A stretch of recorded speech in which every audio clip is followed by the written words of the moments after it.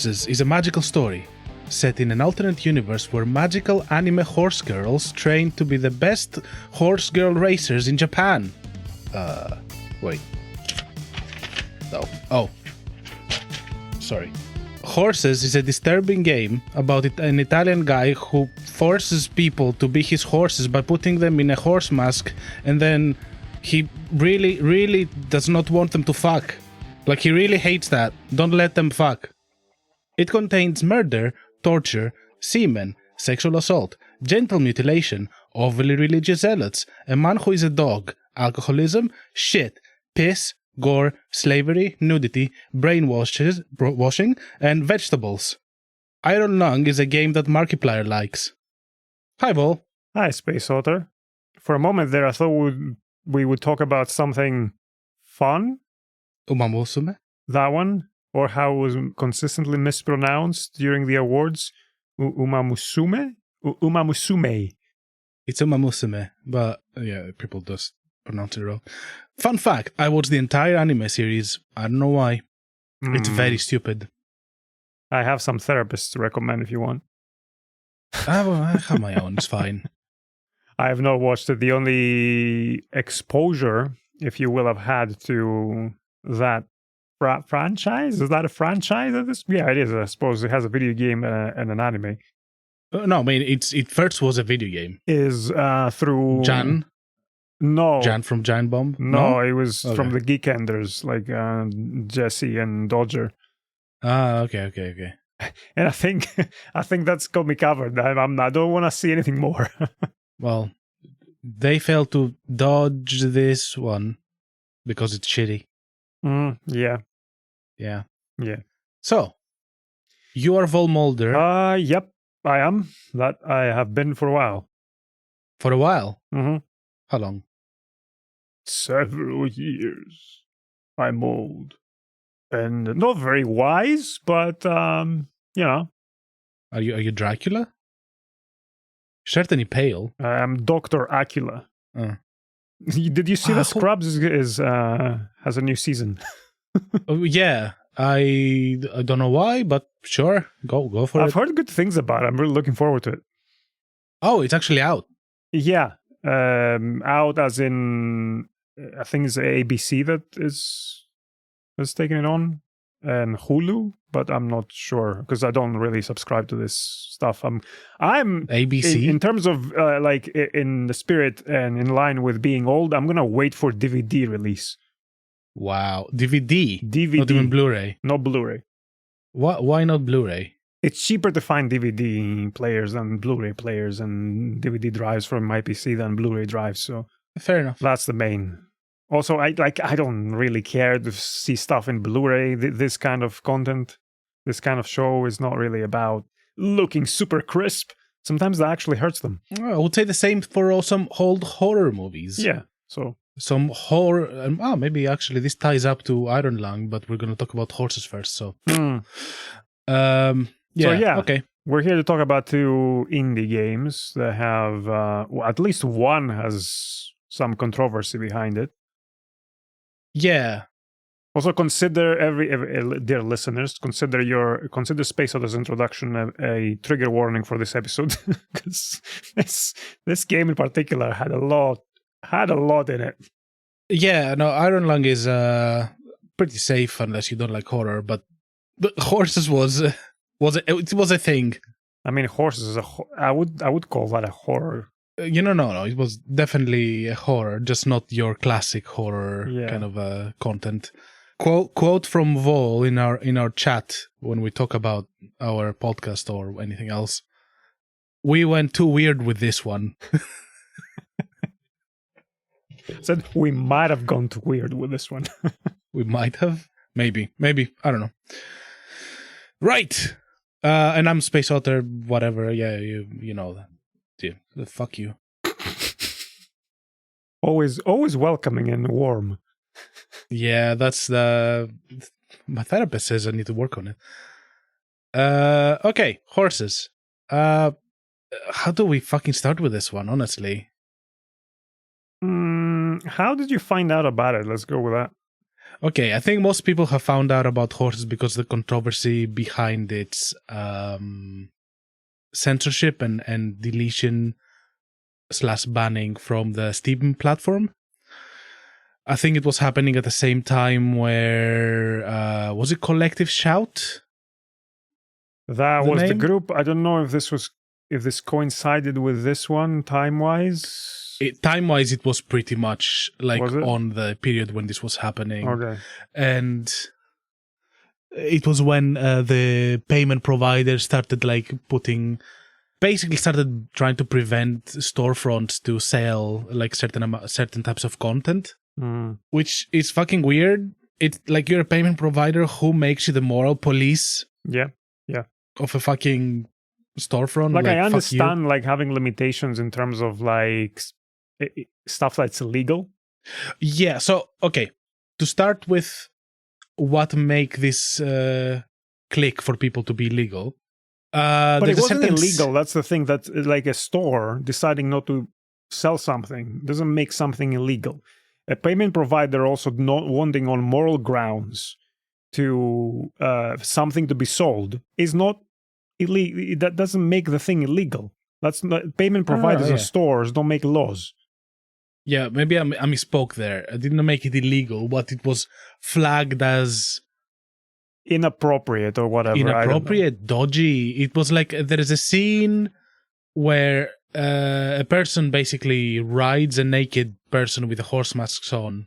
Rides as in like goes on the shoulders and goes on a little ride on a field.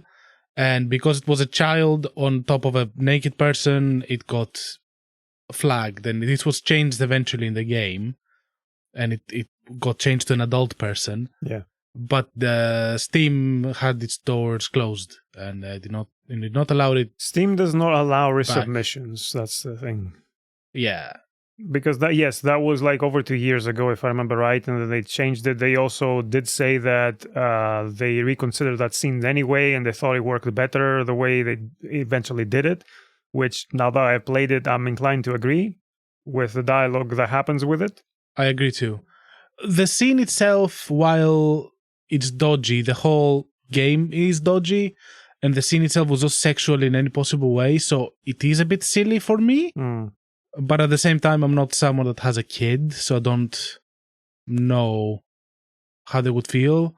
And also, the models of the game are so grotesque, it would barely look like kids. There was absolutely nothing sexual about that scene. But no. I think, like... I think we're going through a phase of increasingly more extreme and conservative Puritanism, Puritania, if that's the word, in the Western world. Like, there's a huge hypocrisy and dissonance, in my opinion, with these stuff. On the one hand, we have games being sold with mutilations, killings, very violent killings, and graphic violence, and that's fine. But you show a nipple, oh no! Think of the morals, the children, and the children. Yeah, I mean, I would say so. I would quote Carlin here, but we're on the internet and things get taken under context all the time, so I'm not going to say it. But anyone who is familiar with Carlin will probably know what I'm talking about, or what I want to say, but I'm not going to say it. I mean, I don't know, this kind of a dilemma. I don't know, hypocrisy, especially in more American stuff, yes, has been there for an extremely long time.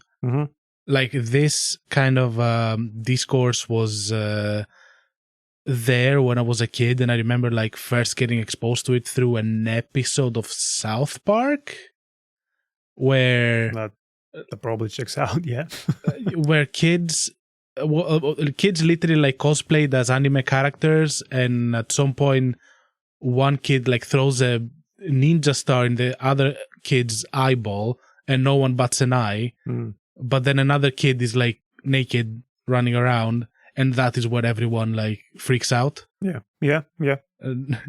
And that's the joke. Yes, it's very much American. Like I remember, and I think I came across this in an episode of Boston Legal, of all things. Okay.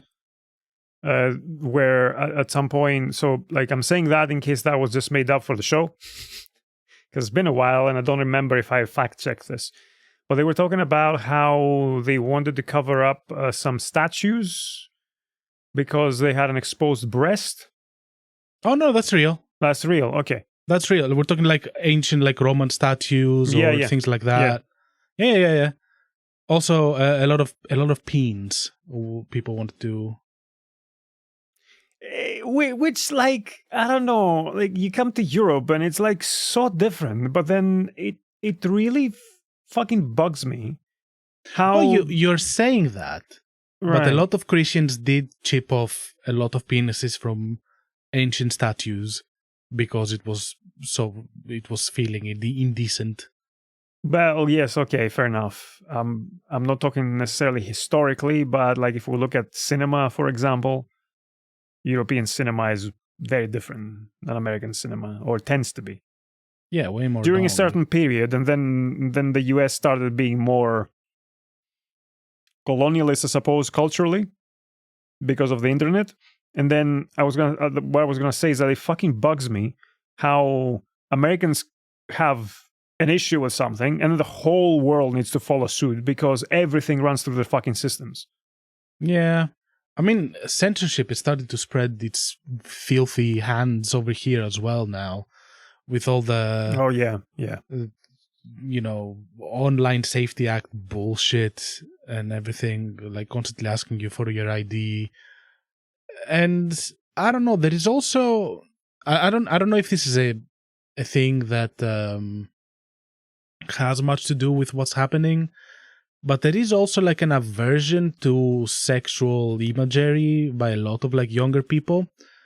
So when, like, for example, when Oppenheimer came out, there was like one nudity / sex scene that was not that extreme or anything. Like nothing much happens, and younger people were not very happy with it. They were saying like too sexualized, too like whatever, and it's like there was just two naked people. So okay. I don't know.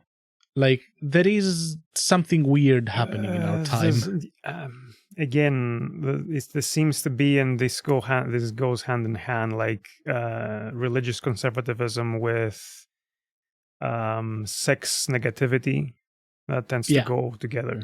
Yeah, it's funny though, because this game pretty much surrounds that. Mm-hmm. And also, like, we were like, oh, it's gonna be a while before we touch religion again. I wasn't expecting the religion to be part of this game as a theme.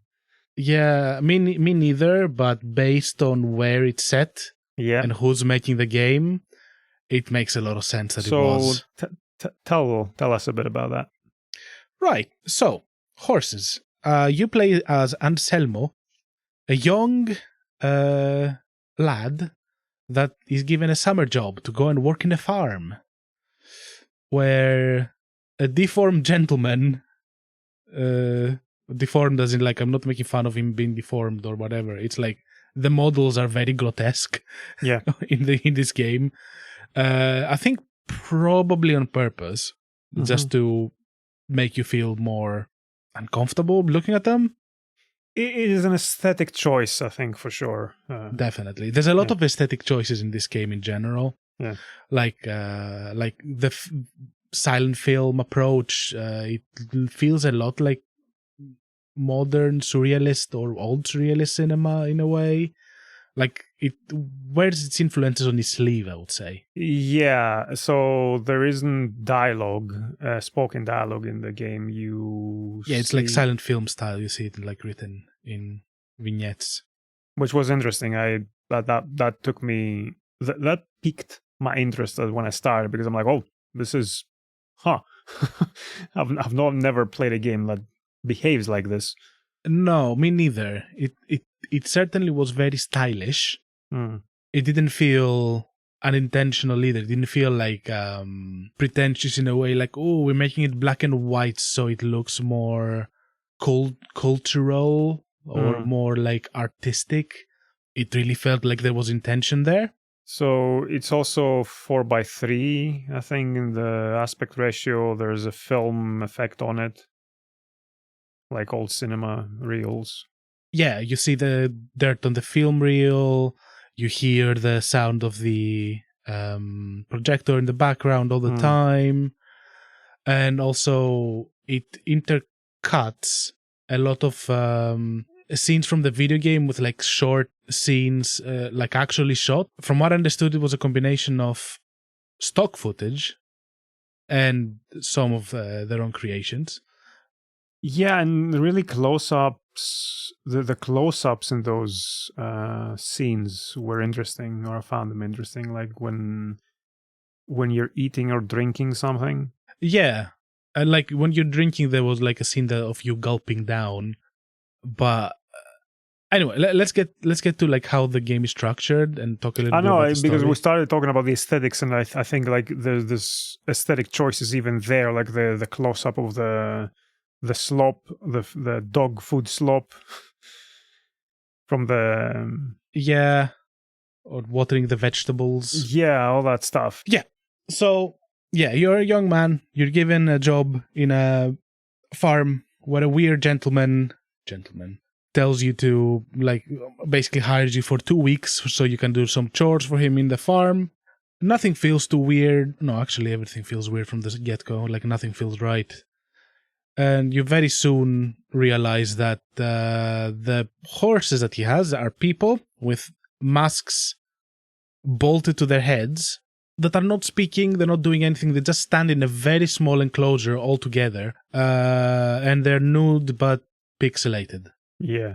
And at some point, like one of your early, because the first day and second day seem normal before that is revealed to you. Like even the dog, you only see the head and you think it's an actual dog. Yeah, I thought so, but then it was just a man. Mm. A naked man that barks at the horses. Yes, who lives in a dog house. Yeah. Fido.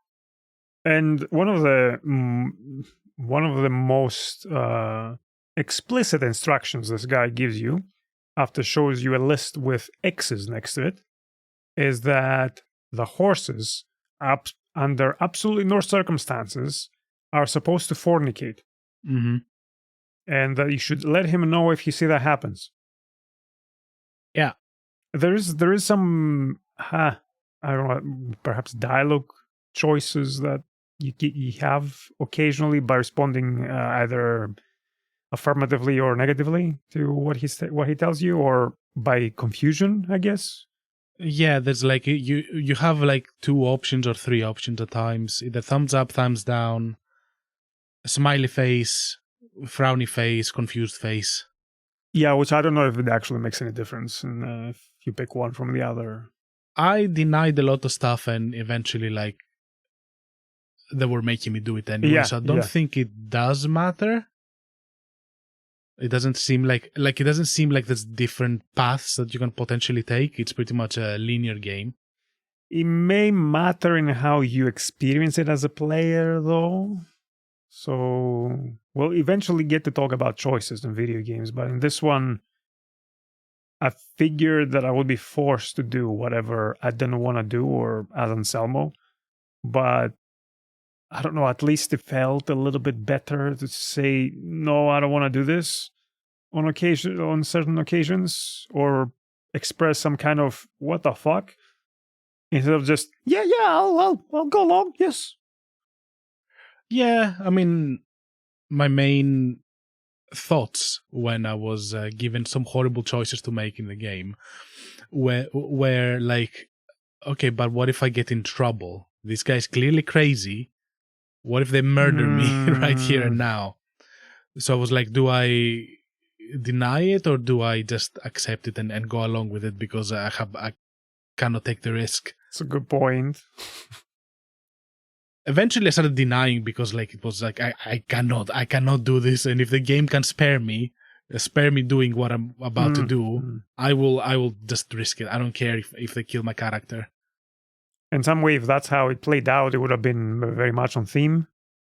So I wanted to see what would happen. Like, does it at some point go even darker? Oh yeah, it goes dark. It goes very dark. And the first thing is like, while it was reminding me of Salo quite a bit, I was not sure what the game really wanted to say up until a point. When they start bringing in all the churchy stuff, I started understanding, like, okay, I see what this is. This is about villainization of sex, basically. Both in like, southern regions, like Italy and Greece. In Greece even, you know what? I get it. There's a lot of villainization of sex in Greece. From religious folk, I suppose. Yes, Yes. I didn't get much of that myself. So Yeah, no, I got it on a personal thing. Like my grandma, oh, she really fucking hates sex. I didn't know that. Like, okay, she loved watching Turkish shows, because in Greece we have like Turkish shows. soap operas. Yeah, soap operas. Yeah. Because they never kiss each other in them. Right. Specifically. So, like, it was very easy and fast for me to understand when the people were coming from in this game. I suppose. I mean, I think my dad, especially, who was the one who would impose limits and what I could watch or play, was an equal opportunist. So you wouldn't let me watch or play anything that might have had any sexual or erotic content in it. And I'm talking like really mild stuff when I was a child, not like porn. But he also was the same with anything that had any sort of violence. So it was basically, I don't know, like trying, overprotective, I suppose, all around. But I didn't get any in particular negativity about sex personally. But yeah, I suppose on a religious level, yeah, I can understand that. Or I can definitely imagine it. To me, it sounds like villainization. And also, I don't think that sex should be in the same level with violence when it comes to movies. I'm with you. So yeah, actually, when you put it like that, yeah, it looks like an equal opportunist on the surface, but it's really not. Yes, because like, one is to harm another person, one isn't. Well, not necessarily. Ideally not, but unless it's consensual. Yeah, when you play with someone, you're not meant to hurt them necessarily. Things can go too far, and so can that, whatever. Yes, so this guy really fucking doesn't like them having sex at all. Never. Did you tell him? No. Okay, me neither. Like, let's okay, spoiler wise, I would not spoil the whole game. Yeah, no. Because I would recommend it as long as you have the stomach for it. It is it is extreme. It is not like something that I get in video games much. It felt more like an art movie, similar to Indica. Yeah. I definitely recommend it to people. So you, like, early in the game, you do catch, let's say, two of the horses fornicating in a very almost comical way. Like, whenever there is sex on camera, because it happens a few times, it always looks very goofy. It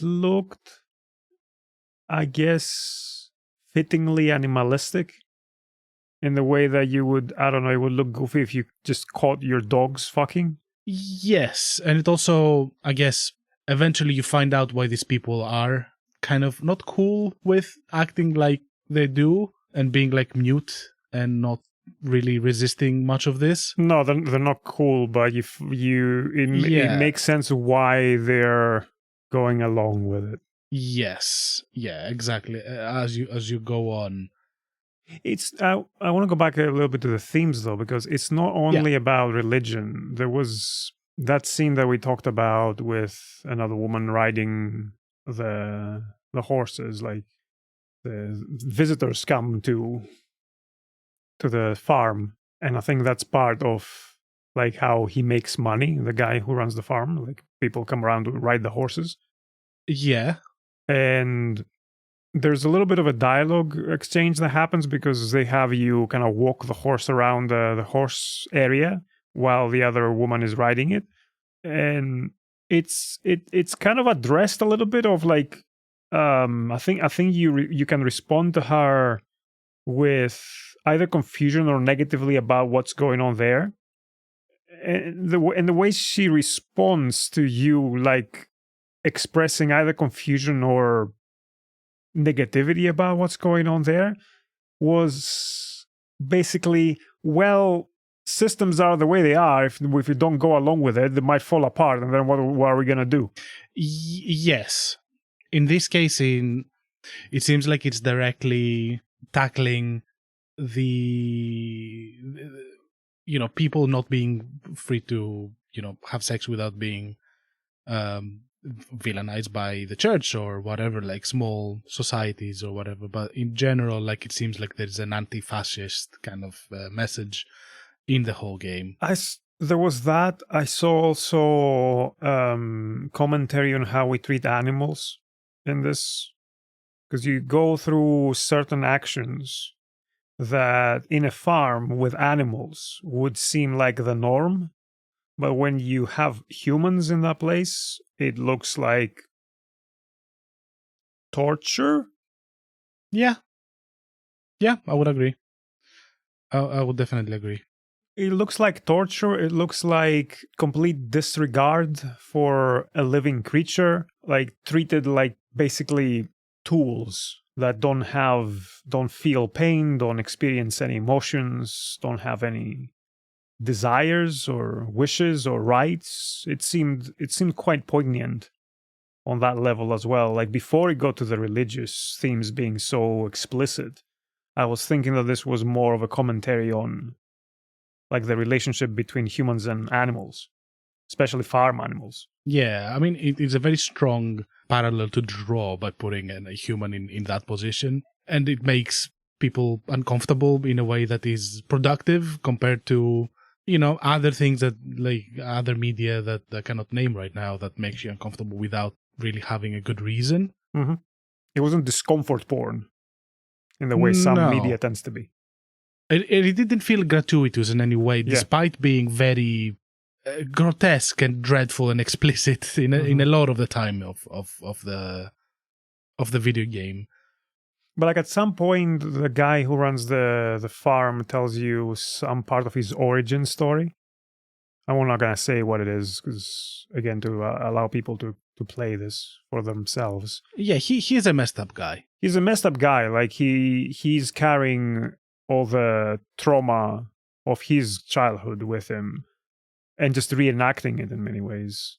But like, the thing that he describes is something that we tend to very casually do to animals. Yeah, and on one hand, you would think that the farm head, he's never named. In the beginning, you would think that he's kind of a villain, but in the end, he's just a product of the society that he's grown up with. Yeah. So he's a little bit more sympathetic, and whatever horrible thing happens to him or whatever around him makes it a little bit more tragic in a way. Yes, which I liked. He didn't end up being a cartoon villain. No, he did not. Or monodimensional. He was horrible. There's a thought that I've had in the past, and I think I kind of agree with it, that you have a responsibility not to spill your personal trauma to other people. And that's why at times I find it hard to sympathize with people like the farmhead in this case. But on the other hand, I always find understanding in it. Like, I don't not empathize, but at the same time, I just feel like... Well, you can empathize without sympathizing. Like, empathy is not about agreeing or feeling with the person. It's understanding. Yeah, yeah, exactly. But yeah, in this case, like, I was... let's say story-wise, I was satisfied. I really like how it ended. Me too. But let's talk a little bit about the game.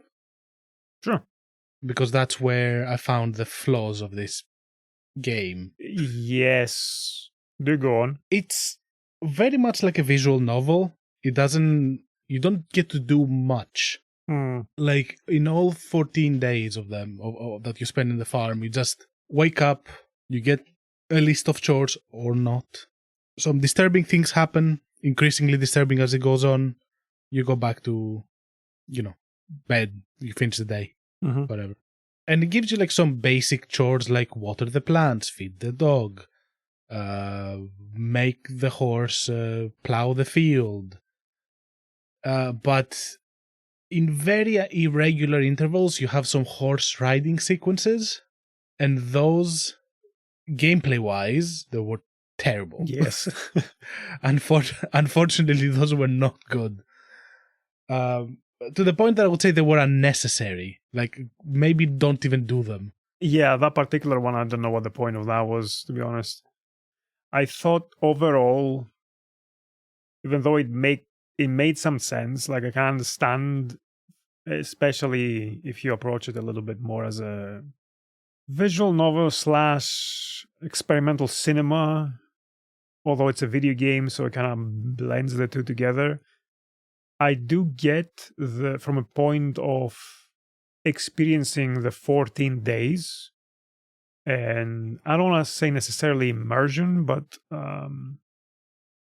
perhaps narrative immersion. They get you to do some chores, but I thought it dragged on a little bit as a game, even though it was very short. Yeah, it was like 2.5 hours. Yeah. I don't think it dragged on too much. I think it was mostly because they had you a couple of times do some things that were quite gamey and they seemed to not serve a particular purpose, and also controlled terribly. Like the horse riding thing. The horse riding, yes. I was lucky enough to not fail them. They don't fail the sequences.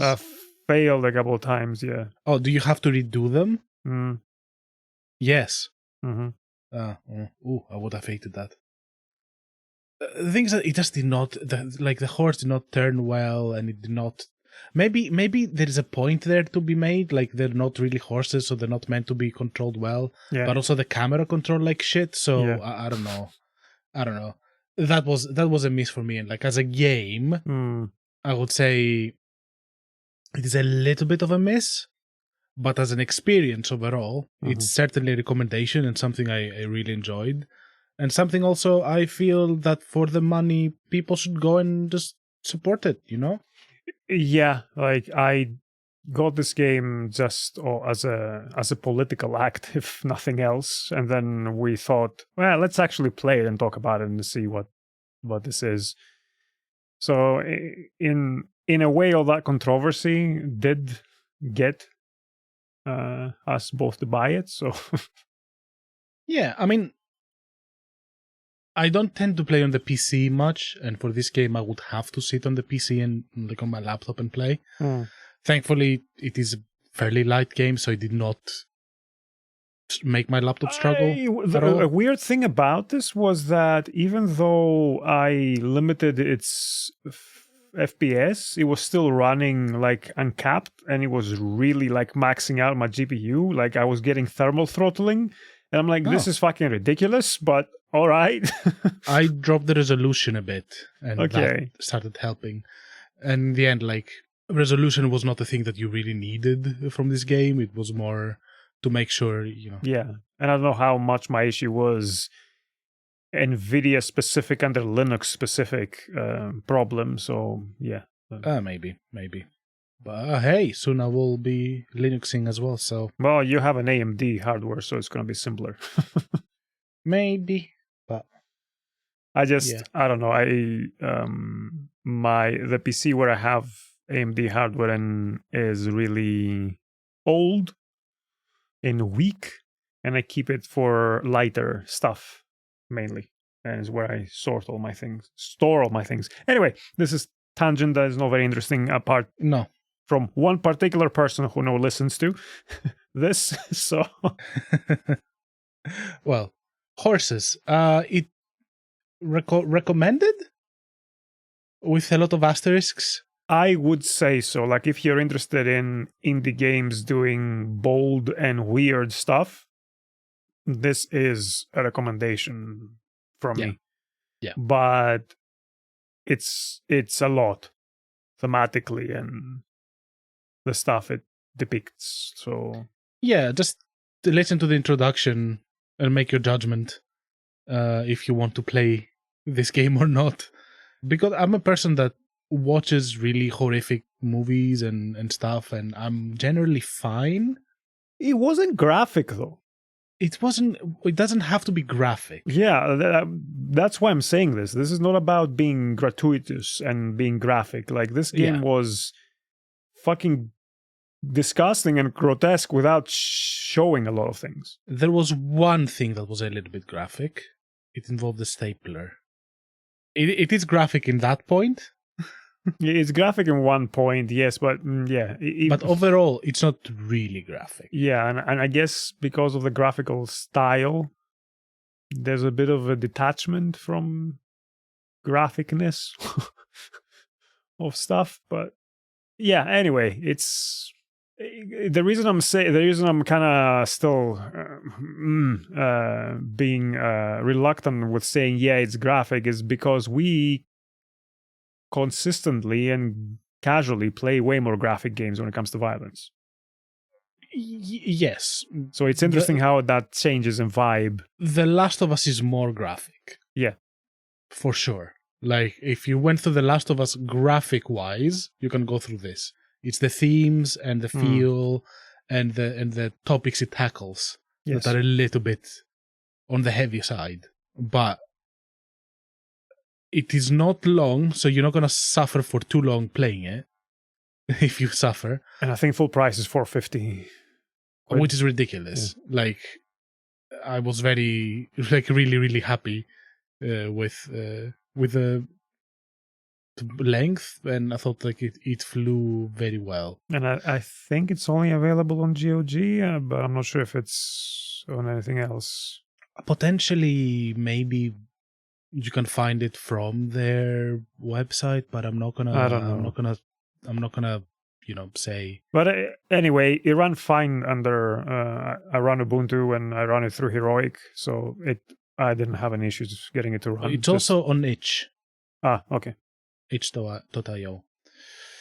But yeah, go get it. It's made by the studio Santa Ragione. I have not played something from them before, but now I'm keen. I would like to check what else they do, because it's very different and refreshing to play something like that. And the final shot of the game, I kind of really fucking loved. Mm-hmm. So yeah, horses. Now, on to Iron Lung. Iron Lung. So, Iron Lung. Not the Radiohead song. Not the Radiohead song. That is my Iron Lung. So, Iron Lung became popular because of Markiplier. Do you know Markiplier? I'm aware of him. He's a big YouTuber. He's a big streamer / YouTuber, yes. Yeah. I never was a fan of his content, and I did not find out about this game through him. The person that I followed and talked about it and made me keen to play it is Power Pack. Good YouTuber. Talks about games. He's really good. Like him. Okay. Shout out. Power Pack. Smooches to you, Power Pack. No smooches from me. I have no idea who you are. So many smooches. Many the smooches. I'm not gonna be a creep about it. I'm just gonna be like, I don't know. Anyway. We forgot to actually talk about the lip smacking close-ups in horses. Yeah, it's okay. Okay. Bon. So, Our Lung. Our lung. We share a lung. Our Lang. Is this a new, I don't know, martial arts villain or something? When we make a movie together, that's going to be our villain. But no, that sounds potentially problematic. I don't know. Anyway. I was thinking of Kai Lang, and now I'm trying to forget about Kai Lang. Sorry, everyone. This game became a movie this year. Did you catch that it actually got released as a movie? Made by Markiplier. Oh, what? No. Yeah. Apparently Markiplier loved the game so much he actually self-produced it and starred in it and made it into a movie. And starred in it? Starred in it. He's the protagonist. Okay. Which is weird because an hour-long game became a 2-hour-long movie. I don't know how. I've heard mixed stuff, but I also heard that it's one of the best video game adaptations out there. So I wanted to watch it, and I wanted to play the game way before that. So I thought it was a good chance because like we didn't want to spend a lot of time on it. So, and you played 15 minutes. Give or take 15, 20. I didn't necessarily count them, so I don't know. Why did you bounce off so quick? Well, let's see how to phrase this. The gameplay seemed tedious to me, and I didn't find anything interesting in it. Okay. Is that it? Yeah. Okay. Like, I played a little bit. I was... Do you want to say what it is? Like, what you do? So, you are a prisoner in a small, tiny submarine thrown into an ocean of blood in a moon, trying to find resources for colonies that have not, like, of humans, that they try to survive in a world that humanity has pretty much been devastated, or Earth has been devastated. The premise is that all the stars and planets have disappeared, but it's not clear why there's a moon, so moons are still around, but how are moons if the planets have disappeared? I don't know. So I immediately had problems with that, I will be honest. Like, that premise was like, hang on a minute, how is a moon? Like, what is it a satellite of if the planets have disappeared? So anyway, yeah, you dive into this ocean of blood on a moon that is all an ocean of blood, apparently, to find resources, and if you do, you get your freedom. Yeah, you need to check 9 points of interest. Yeah. In a submarine that has not been made to survive that depth, which means that you get welded in. Yeah. Like, one of the first things that happens is you see that on the window, it literally, they just put a steel sheet on top of it and just like weld it in. So you can't see anything. You have 4 buttons to adjust latitude and longitude. Yeah. An angle. And a map with the points of interest and their coordinates. And their and position. You take pictures. Like, there's a camera, so basically you need to go to the point of interest and take a picture with a camera, and you can use that camera to help you navigate. Yes, I did not use the camera to navigate much. I was using it whenever I felt like, wait, that was a noise. And I was going to like press it, and I was turning around the ship to find out what was going on and what was making the noise that I was hearing. Okay. The compass that you have, basically, when you adjust your angle and your position and your latitude or longitude, it gives you like a proximity kind of like indicator, so you know when you're close to a wall. And that together with like combining it with the map, the map does not show you your position. You need to calculate it. Yeah. So you need to mentally just remember where you are, or make a note if you're like old school.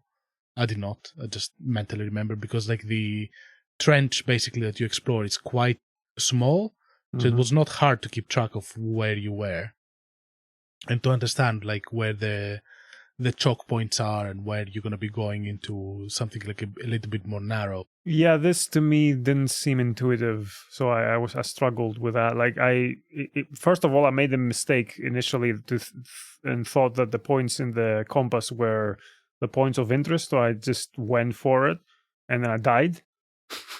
Oh, you just smash into a wall immediately? I guess I don't know. Well, rocks. I don't know what was there. So I'm like, oh, I guess it was a proximity thing for danger, not for the points. Right. Let's try again. So it took me a while to find one of the points, and I took a picture, and it was like, oh, that's it. And then I'm like, this is not doing anything for me. So, and I had, considering I had in mind how long the game was, and I'm like, okay, I guess I played about a third of it, so nah. I don't have any interest in the rest of it. Okay. I played it in full, Mm. and I love it. Why? Like, loved it. I did not expect to like it as much. Okay. I thought it was gonna be overhyped, but I got So- immediately hooked. Explain. in First it. of all, you said you got immediately hooked. So explain that. I love underwater horror. I love claustrophobic horror. Okay. Right. I immediately found a letter on the floor that has been left from a previous person doing Mhm. basically the same thing or something similar, saying that this is not a mission, this is an execution.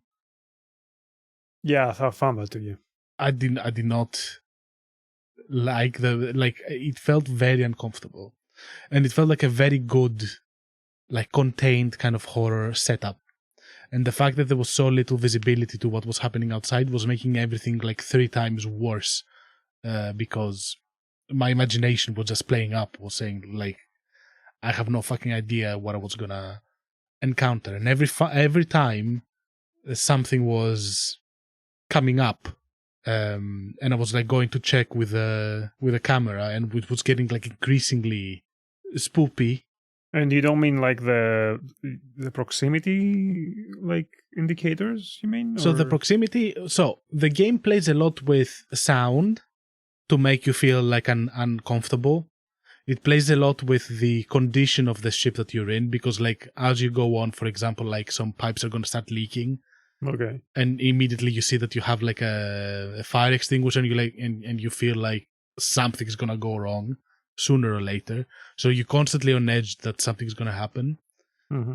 And then in the beginning, like early in the beginning, like the proximity thing starts like playing up in a big open area. You're like, I'm not near a wall.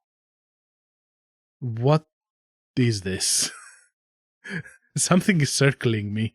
And you can constantly hear it. You cannot see it. You feel completely helpless. It is just an extremely good horror setup. And I found it very quick, concise, to the point, had a great build-up.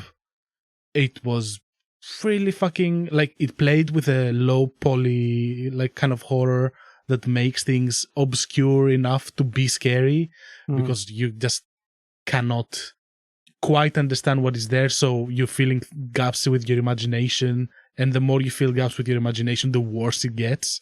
So, just out of curiosity here, because this is fascinating to me, how diametrically opposite our opening experience was with this game. Like, what do you what do you draw on for your imagination for this particular example of a game? Because it doesn't give you anything to work with. It is this feeling of being a stranger in a strange world, let's say that, quoting Iron Maiden. It's a funny thing because I remember quoting something else, but okay. Okay, sure. I think it's a film, Stranger Also. in a Strange Land. Yeah, The strange land. yeah, A world. No, it's not world. It's land. Anyway. yeah. But we weren't in a land; we were in an ocean. It's this feeling of being somewhere you're not supposed to be, being forced to go through it, having no other option than going to the end, and not knowing what the end would be, being in the bottom of an ocean of blood, which did not add too much to me, to be honest. Like, telling me I'm just in an ocean, it would be just enough for me. Also, like- what kind of blood? Like, see, that's where this game lost me immediately with the setup. Like, as I said, I had a problem with, you might call it semantics, but the premise, and then it's an ocean of blood. How do we like? What kind of blood? To me, it did not matter too much. Everything was vague enough that I felt like whoever was narrating was a bit unreliable.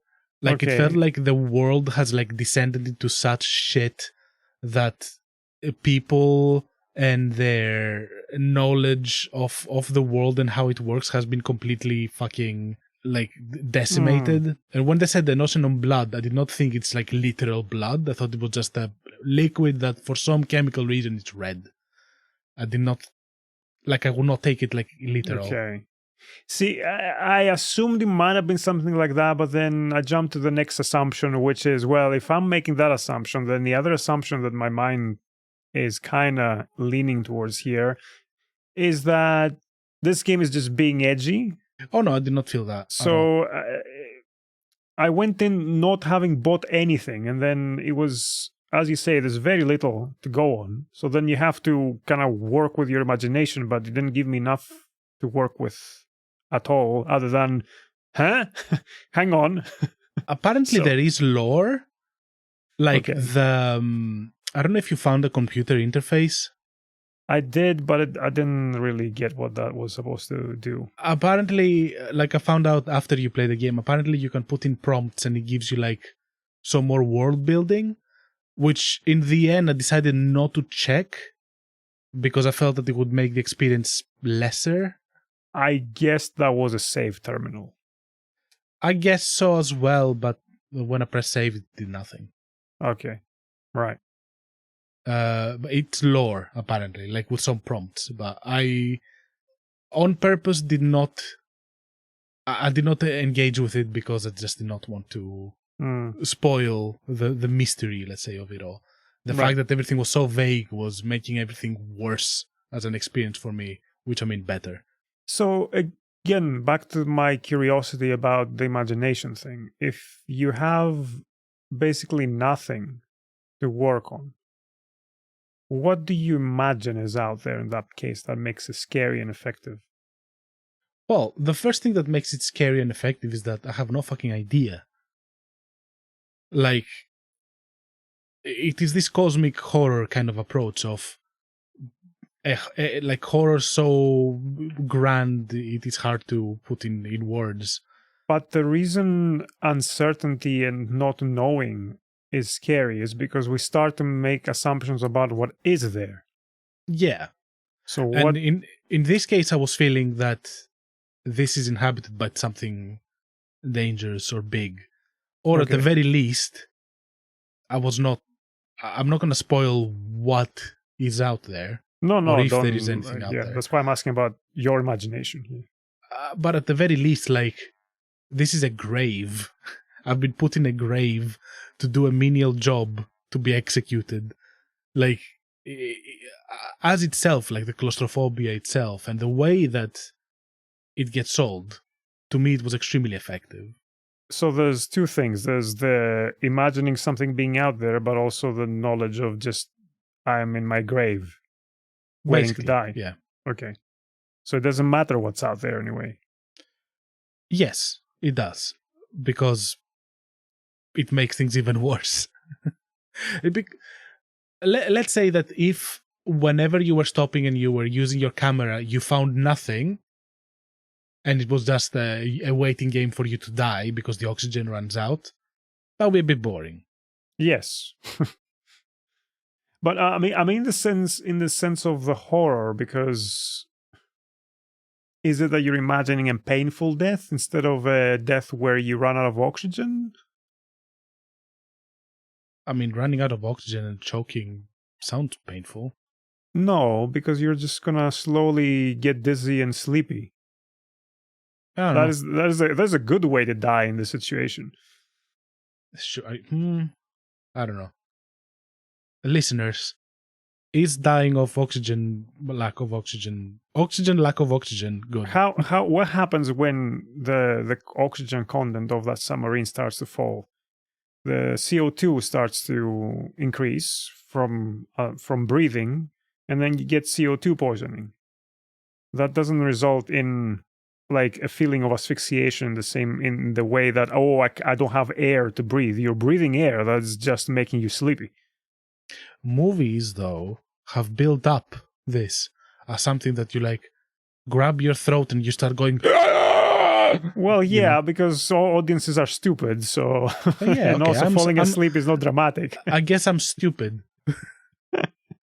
And what I expect is that, because I have seen that in many movies. I'm also not the scientist, so I could be wrong about this. So this is from Rabbit Holes and Vole Hole. Yes, I was trying to find a pun with my name there, but yes. That one. Rabbit holes and curious voles.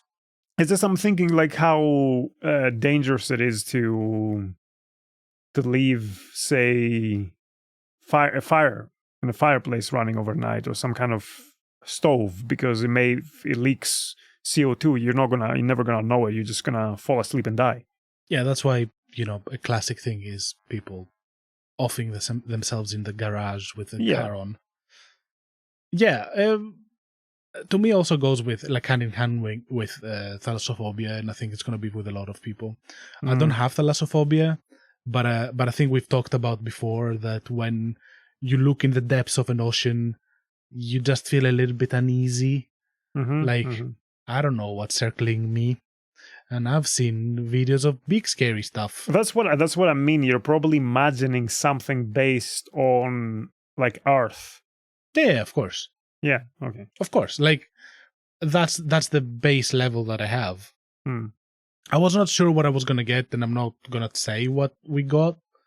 But yeah, I was thinking like something Cthulhu-y, something like a big fish, something like a big tentacly monster. Which is going to most likely behave like it behaves in horror films. Yes. Where I'm like becoming like vindictively aggressive against the protagonist. Potentially, yeah. It's to me, in the end, it was an extremely good setup for horror, builds up to some fantastic scares. I felt uneasy throughout the whole game, and I immediately replayed it. What? Yeah. All right. I was like, oh, this was great. Again. Let me see what else I can do. Not much, the reality is. So this is like as opposite as it gets. I knocked out in 15 minutes and you played it twice. Yeah, and let's talk about the 15-minute knockout, because I felt that it's not a fair chance. I thought it was a fair chance based on how long the game is supposed to be. So when we're talking about like giving a game a fair chance, we're talking about a percentage of the game played, and that makes enough played for me to assume to understand. I think on some level that does factor in. Like you want to give the game enough time to present itself, to get yourself an idea of what the gameplay is like, because okay, maybe it's possible that something could have a great world building or something like that, but if it's in a genre that I don't like playing at all. Horror? No, I'm talking more theoretically here, because you're asking a more theoretical question. Like there are, I'm pretty sure, like tactics games and strategy games that are very fascinating on a lower level, or even story narrative level. But I don't really enjoy that type of gameplay at all. So if I start something and I see within 10 minutes that, it's one of those games, I think at that point I've given the game a fair chance, because I know that it's not for me as a game, strictly speaking. But in this one, what kind of those games was it? Because I found the idea extremely novel. Well, what I was doing as a player was trying to get the coordinates in a map by pressing buttons and looking at a proximity sensor, and then taking occasional pictures to see where I am.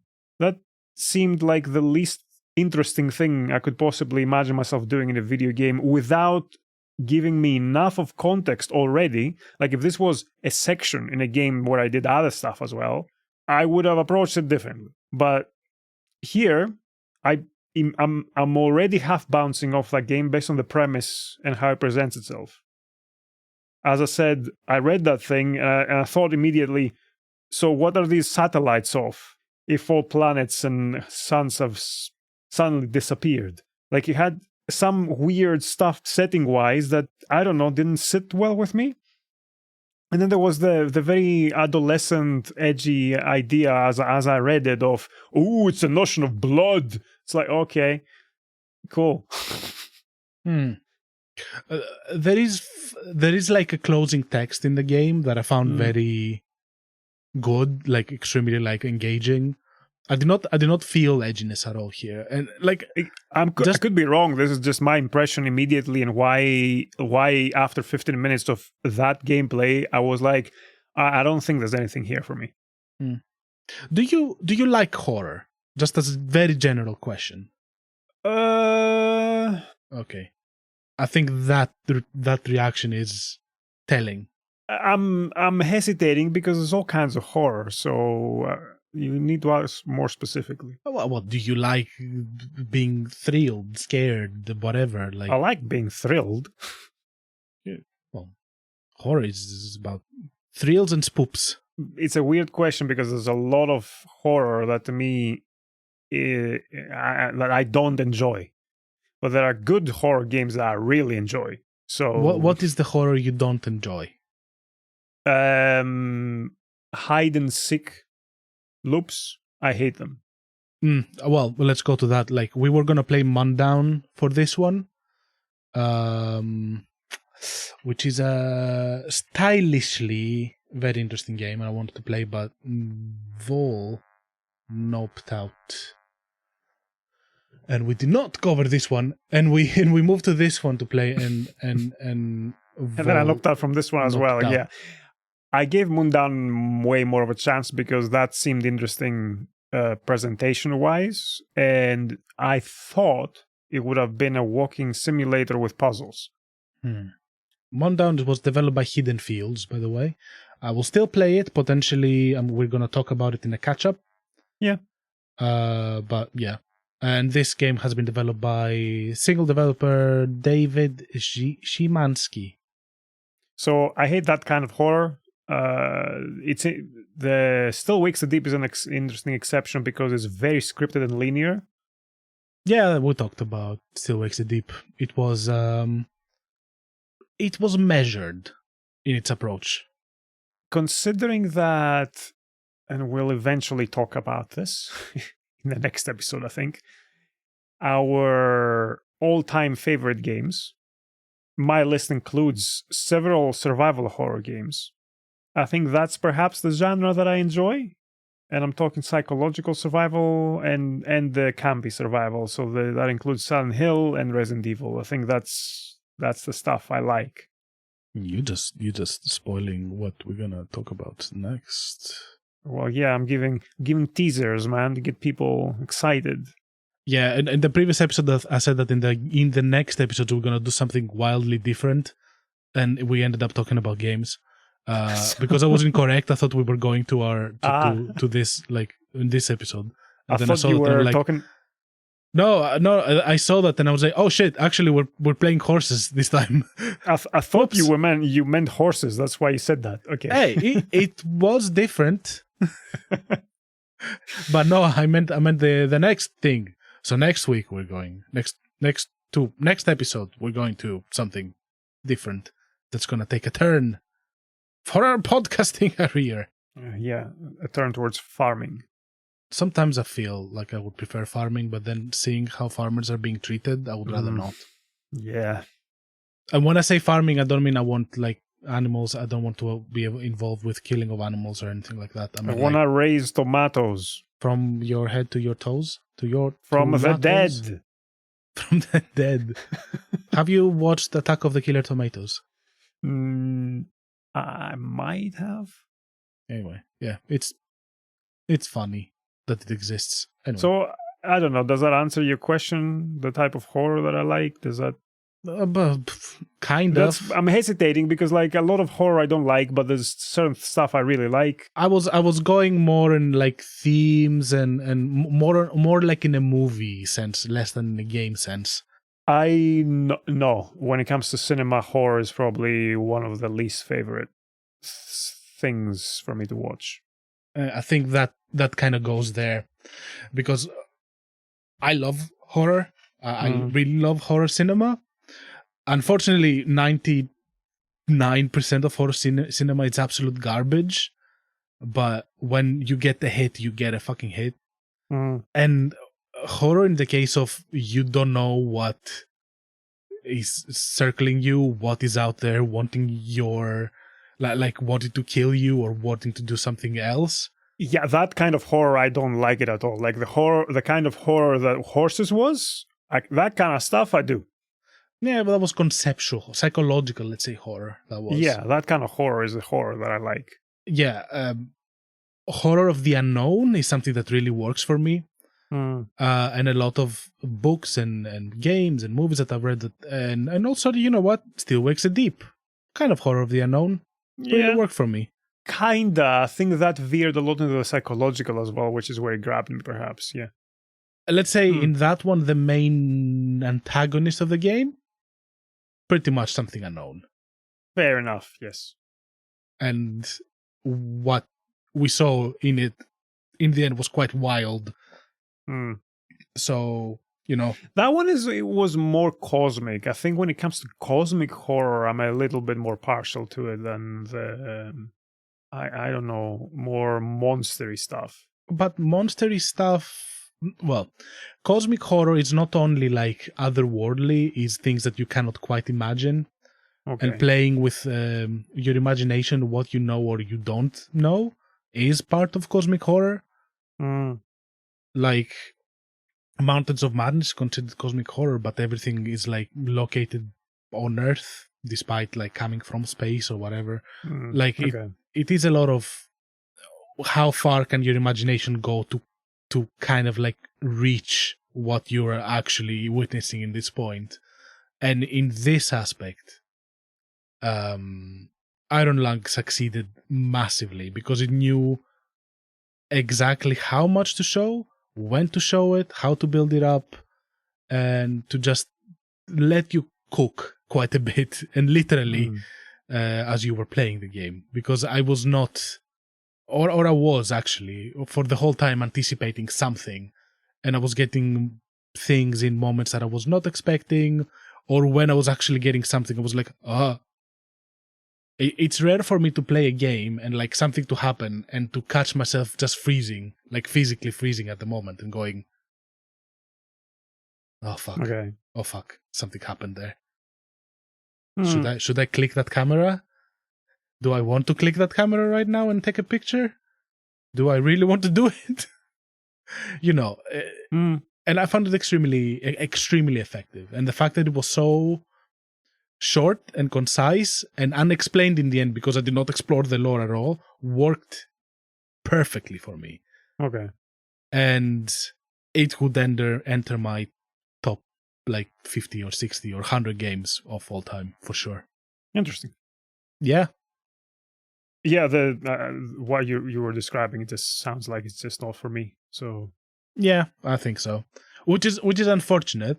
I would argue that when you watch something so short, or play rather something so short, it is worth just sticking with it in a way, because like I tend to I have a limit, let's say, before I drop out of stuff. Yeah. With games I have an hour to 2, depending. With books I have 100 pages to 150, depending on the length of the book. And normally I drop off if I see that like, okay, this is really not for me. But I think also like one thing that I have started realizing between the two of us is that I have a very higher tolerance when it comes to stuff, and I will give it like more of a chance, while you just have a hard cut, like bounce off moment, sometimes earlier than me as well.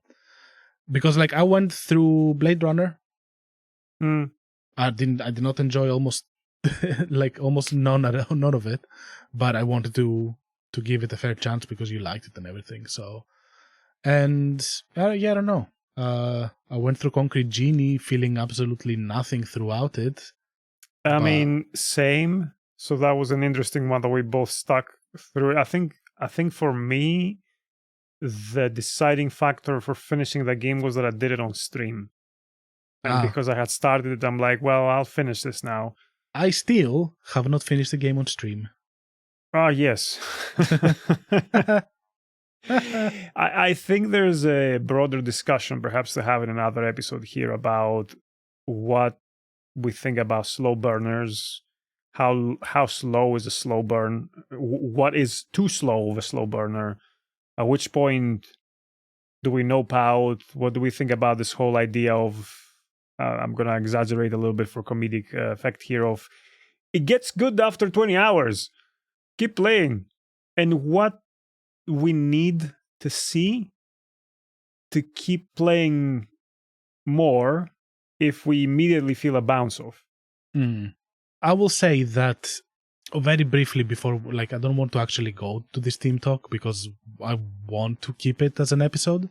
Yeah, not today. I'm more like something that for the future, because I've had this curiosity about this topic for a while, and it, like, this game kind of brought it to the forefront now. That's the weird thing, because despite it being an hour, like I played an hour 15 minutes the first time, I think. Despite being an hour 15 minutes long, for me, it is a slow burner. Which is weird. It does sound like it, because I played a third of it from what it sounds like, and it was like, this is nothing. Yeah, it is, but it's like in typical horror fashion, like it ramps up as it moves along. You need to hit a point first. Yeah, I get that. Although what you described that really worked for you and why it worked for you, it doesn't sound like something that would work for me. So this is a little bit of a genre-specific preference. Like this whole of, oh, there's something out there. Look at the camera. What am I going to see? What am I going to see? I'm like, this doesn't sound like something that clicks with me as a setup. It's interesting. I think I want to find other like media that do this very well and that I like, and like try to challenge you on them to like a movie or something. But I can't think of anything right now. But I'll think about it. We might find exceptions, like for sure. Like I'm not saying that there are not going to be any. I think this is more of a me thing where I need to have more context than this game had for me to go, all right, I'm gonna buy into this, and I'm gonna try to go along and see where it gets me.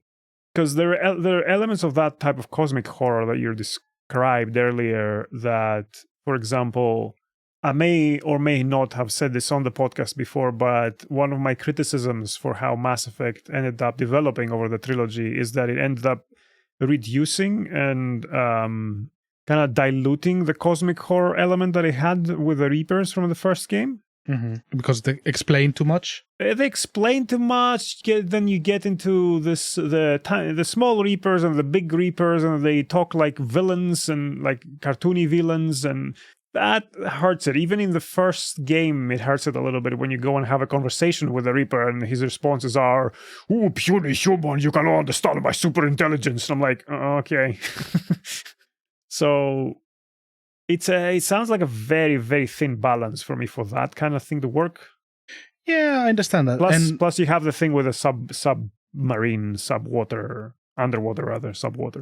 Subwater is probably it's probably under the bottom of the ocean. Yeah, one thing in horror often that throws me off is when they build up a mystery and then they reveal too much. I like things being kept behind a veil. And yeah, this one does it, I guess.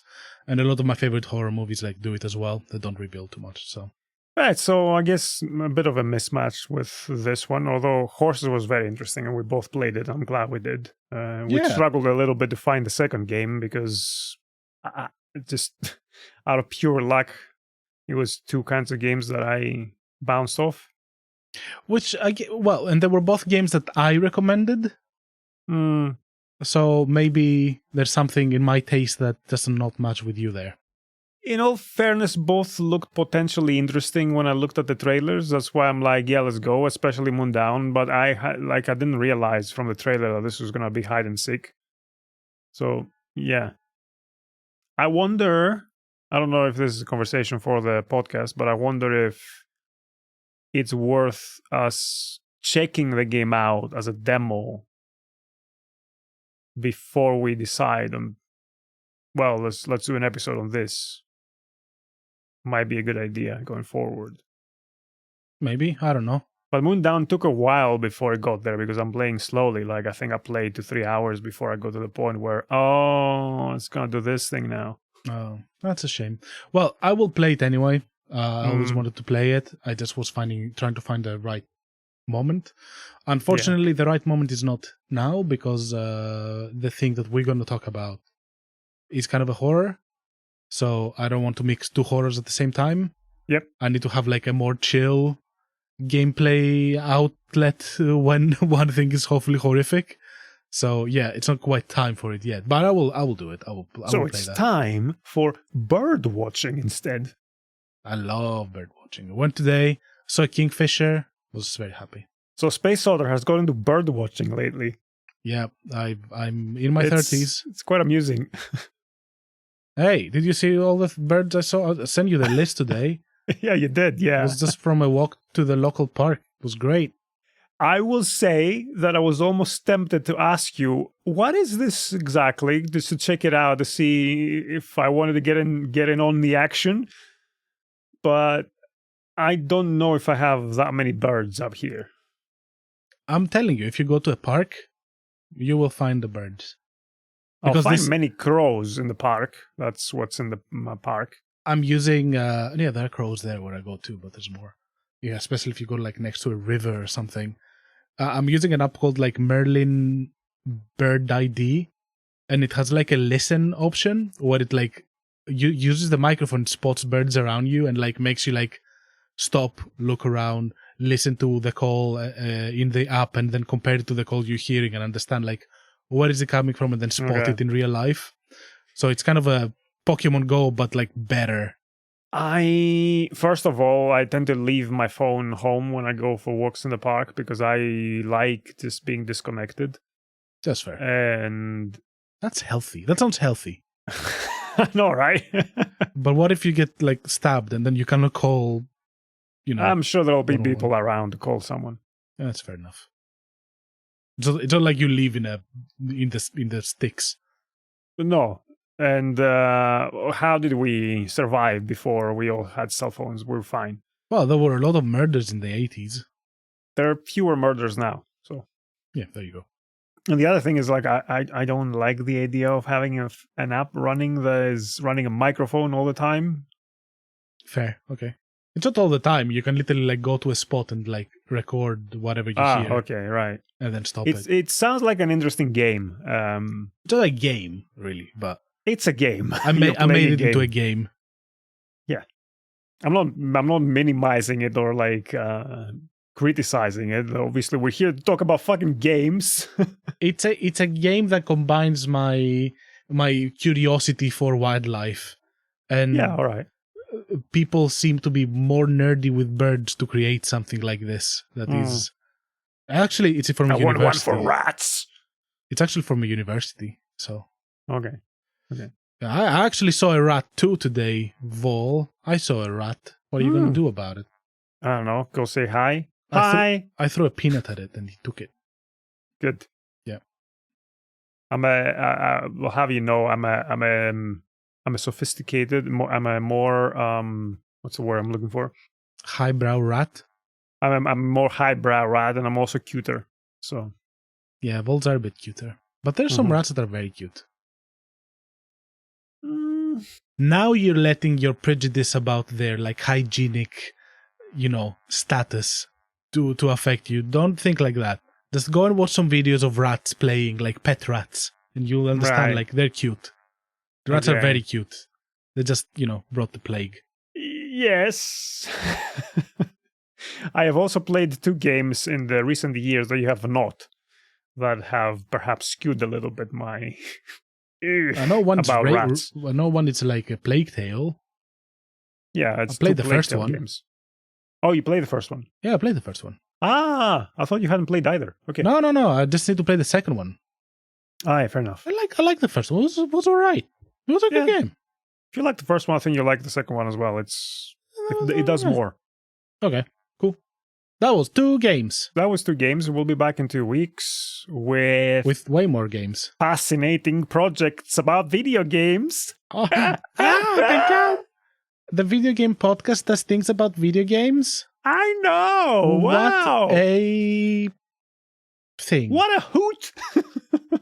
And you, listening to us right now, tell us, what horror do you like? Or do you like horror at all? Actually, let me interject here. I'm not going to tell you about GNU Linux. We have new art. What? Oh my god. Have you seen the new art? It's made by my friend. Her name is Myrto Draws, and her link is in our description. Thank you, Myrto Draws. This is our new art. Respawning your inner child? I didn't write that, she did. It's like she knows me or something. Thank you. That was a good catchphrase. Good job there. Yeah. Has a kitty. I like kitties. Mm-hmm. It has like a Japanesey feel. I like Japan. I've been there once. And yeah, we love it. Thank you. Follow her. I am not going to say go follow her because I am not going to recommend anyone to use Instagram, but I don't know. If you're already there and you're using it. Yeah, if you're on Instagram, follow Myrto. Her link is going to be in the description. Mm. If we find more social media platforms that she uses, we are going to suggest them too. Yes. But for now, we have this one. So follow her. I will not thank Beppis today because he was very fucking annoying. He was a menace. Yeah. A fucking menace. But just to contextualize it, him being a fucking menace was just very cutely trying to rub himself all over the microphone all the time. Yeah. And now he's been timed out in the room and he was meowing. Maybe Vol will put some clips of him screaming here or something. I don't know. There was also someone fucking honking outside here all the time, so hopefully this is not too loud in the recording. No. No. Okay. No. Okay. And thanks everyone who has helped us with this podcast. You know who you are. Love you very much. Yep. If you want to send anything our way, podcast@vole&ottergames.com. VoleAndOtter gamecast@podcast.com. What was it? podcast@vole&ottergames.com. podcast@vole&ottergames.com. The otter there is spelled like an otter properly, not otter. Yeah, no, don't try that weird spelling that I have. That I did to avoid having the same name as other people. Oh no, it's because I don't know how to read. Sorry. That's all. Thank you. Bye.